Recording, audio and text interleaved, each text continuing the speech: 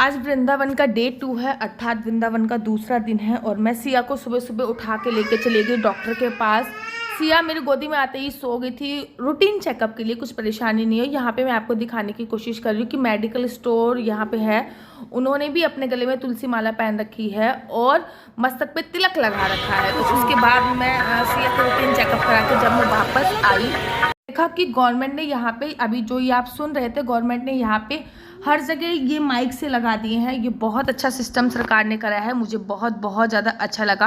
और फाइनली अब शाम हो चुकी थी, उसके बाद आराम वाराम करा मैंने। और आराम वाराम करने के बाद फिर मैं सो गई थोड़ी सी देर के लिए, क्योंकि एक दिन पहले देर से सोए थे। और शाम के समय मैं सिया को परिक्रमा कराने के लिए लेके गई। पहले तो सिया को मैंने धोती पहनाई, फिर कुर्ता पहनाया। और सिया इस समय पर सो रही थी जब मैं परिक्रमा करने के लिए निकली थी।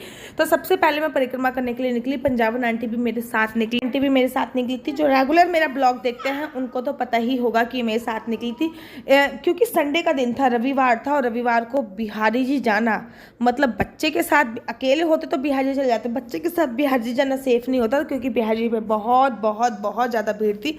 तो मैंने डिसाइड किया कि मैं परिक्रमा करूंगी। देखो सिया कितनी स्वीट लग रही है ना धोती कुर्ते में। आप लोग कमेंट्स करके बताओ आपको सिया कैसी। और थोड़ी सी देर बाद ना सिया उठ के बैठ गई थी। और जब सिया उठ के बैठ गई थी तो वो बार बार ना खड़े होने की कोशिश कर रही थी। अब वो नया नया खड़ा होना तो सीख लिया, क्योंकि उसने बैठना सीख लिया, बैठ के घुटने के बल चलना सीख लिया। अब सिया ना खड़े होना सीख रही है। सिया को लेके आ गई थी काली ध्यान पे। यहाँ पे भगवान ने कालिया नाग का मंथन किया था और मैं सिया को वहाँ पे लेके आ गई थी। और साथ ही के साथ जब मैंने परिक्रमा स्टार्ट की थी तो मैंने तो दंड लगाया था, मतलब अर्ध दंड जो लड़कियाँ लगाती है। लेकिन सिया सो रही थी उस समय पे, तो मैंने ब्रेसलेट उठा के सिया के मस्तक पे लगा दी थी। और परिक्रमा करते करते करते करते काफ़ी रात हो चुकी थी, क्योंकि सिया साथ में थी, इसलिए जो परिक्रमा है ना वो बहुत स्लो चल रही थी। वैसे तो परिक्रमा मैं 2 घंटे में कर लेती हूँ, 2 से ढाई घंटे लगते हैं। अगर कोई साथ हो तो ज़्यादा 3 घंटे लगते हैं, इससे ज़्यादा तो मेरे को आज तक नहीं लगा। लेकिन फर्स्ट टाइम मेरी परिक्रमा 5 घंटे में पूरी, 5 नहीं 4 घंटे में फर्स्ट टाइम मेरी परिक्रमा पूरी हुई। जब मैं परिक्रमा करने के लिए घर से निकली थी तो अराउंड 6 बज रहे थे। और जब मैंने घर के अंदर एंट्री करी तब 11 बज रहे थे। जब मैं परिक्रमा करने के लिए गई थी तब 6 नहीं बजे थे, आई थिंक 6:30 या 6:30 तो बज रहे होंगे। लेकिन जब मैं घर में घुसी तब 11 बज रहे थे। तो काफ़ी ज़्यादा रात हो चुकी थी। परिक्रमा करते करते करते करते आधे रास्ते तक तो सिया को मैंने ट्रॉली पे, मैं तो थोड़ी देर तक सोई, फिर ट्रॉली में चली, फिर ट्रॉली पे खड़ी हो गई। लेकिन आधे से थोड़ा ज़्यादा ही होगा कि मैंने सिया को गोदी में लेकर परिक्रमा करी, इसलिए मुझे टाइम। साथ ही के साथ परिक्रमा मार्ग पर ना मेरा साथ ना आंटी दे रही थी। तो आंटी 60 साल से भी ऊपर की हैं, तो उनको बार बार बैठना पड़ रहा था, बार बार पानी पीना पड़ रहा था। आंटी कभी परिक्रमा करती नहीं है, आंटी ने 18 साल बाद परिक्रमा करी थी, तो इसलिए भी मुझे बार बार बैठना पड़ रहा था। ये समझ लीजिए मैं 2 बच्चों को लेकर परिक्रमा कर रही थी, एक बच्चा जो 60 साल से बड़ा था और एक बच्चा जो 6 महीने का था। अराउंड मैं दोनों बच्चों को लेकर परिक्रमा कर रही थी, इसलिए मुझे परिक्रमा करने में इतना ज़्यादा टाइम लगा। काली देव पे मैं कुछ देर तक रुकी और रुकने के बाद वो जो कदम वृक्ष है उसकी मैंने परिक्रमा करी, सिया को भी कराई। काली देव के बाद थोड़ा सा आके आता है केसी घाट, वहाँ पे मैंने चाय वगैरह पी। और उसके बाद तो सिया गोदी से उतरी ही नहीं। मैंने बहुत कोशिश करी कि सिया गोदी से उतर जाए, लेकिन सिया गोदी से उतर नहीं रही थी। बार बार मैं बैठा रही थी, बार बार नहीं बैठ रही थी। और ना परिक्रमा का रास्ता थोड़ा सा 2-2.5 किलोमीटर परिक्रमा का रास्ता बढ़ा दिया था, क्योंकि ना बाढ़ आई हुई थी। बाढ़ की वजह से परिक्रमा का जो रास्ता है वो थोड़ा सा बड़ा कर दिया था, क्योंकि यमुना पे बाढ़ आई हुई थी। तो परिक्रमा का जो रास्ता है वो राधा रमन की तरफ से कर दिया था, थोड़ा सा लंबा रास्ता हो गया था। लोग दंडवत परिक्रमा भी कर रहे थे, क्योंकि अधिक मास चल रहा था और अधिक मास में दंडवत परिक्रमा करने का विशेष महत्व होता है। 2017 में जब अधिक मास हुआ था तब मैंने भी दंडवत परिक्रमा करी थी। और 2020 में जब अधिक मास हुआ था तो मैंने और मेरे हस्बैंड ने दंडवत परिक्रमा करी थी। इस बार पता ही नहीं मैं कर पाऊंगी कि नहीं कर पाऊंगी। सिंपल परिक्रमा करना भी थोड़ा टफ हो रहा है कि बच्चे को कौन मैनेज करे, कौन संभाले, समझ में नहीं आ रहा है। तो दंडवत की बात तो बहुत दूर है, सिया के लिए सब कुछ नया है, क्योंकि उसने सब कुछ देखा नहीं। उसकी पहली गर्मी है, पुणे में रही है, तो गर्मी उसको बिल्कुल बर्दाश्त नहीं हो रही है। और गर्मी यहाँ पे बिल्कुल भी कम नहीं हो रही है। वो तो शुक्र है कि मैंने एसी लगवा लिया तो कम से कम रात को तो वो आराम से सो जाती है। अगर मैं एसी नहीं लगवाती तो वो रात को भी नहीं सो पाती।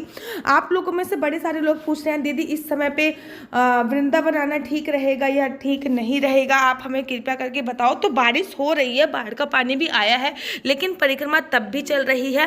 परिक्रमा में कोई कमी नहीं आई है और मैं रेगुलर कोई ना कोई मंदिर अवश्य जा रही हूँ। आज भी मैं बिहारी जी गई थी, उसकी वीडियो मैं आप लोगों के लिए कल शूट करूँगी कि मैं बिहारी जी गई, फिर मैं बिहारी जी के ही बगल में ही है राधा वल्लभ, फिर मैं उस वाले मंदिर में गई, फिर मैं हनुमान जी के मंदिर में भी गई। तो एवरीडे मैं कोई ना कोई मंदिर जा रही हूँ। सिया को मैं पूरा वृंदावन घुमाना चाहती हूँ एक बार, और एवरीडे का ब्लॉग आप लोगों के लिए शूट करना चाहती हूँ कि वृंदावन में मैं रोज़ क्या क्या कर रही हूँ, वृंदावन में रोज़ का मौसम कैसा हो रहा है, वृंदावन में क्या चीज़ कहाँ पर है, जैसे कि मंडी कहाँ पे है, इलेक्ट्रॉनिक आइटम कहाँ पे है, किराए पे कहाँ पे मकान मिल सकते हैं, सारी चीज़ें मैं शूट कर रही हूँ आप लोगों के लिए। और वृंदावन में ही मेरी कथा प्रारंभ होने वाली है जो कि 9 अगस्त से लेकर 16 अगस्त तक होने वाली है। आप लोग सादर आमंत्रित हैं। अधिक मास का महीना चल रहा है और वृंदावन धाम में आपको अवश्य और अवश्य आना चाहिए। कालीदह से होते हुए हम लोग पहुंच गए थे सीधा का सीधा केसी घाट, और यहाँ पे आए और झूला नहीं झूला, फिर तो ऐसा लगता है कि आना आधा अधूरा रह गया।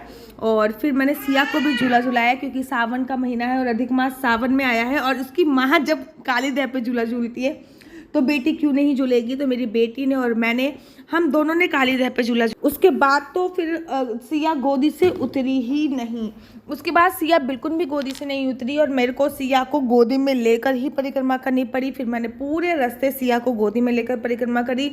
रास्ते में मैंने सिया को 2 जगह फीड भी कराया अपना, क्योंकि ओबियसली बात है, छोटी बच्ची है, अभी मेरा दूध मांगती है, तो मैंने फीड भी कराया। लेकिन बाकी बहन जी की कृपा से हमारी अधिक मास में परिक्रमा हो गई।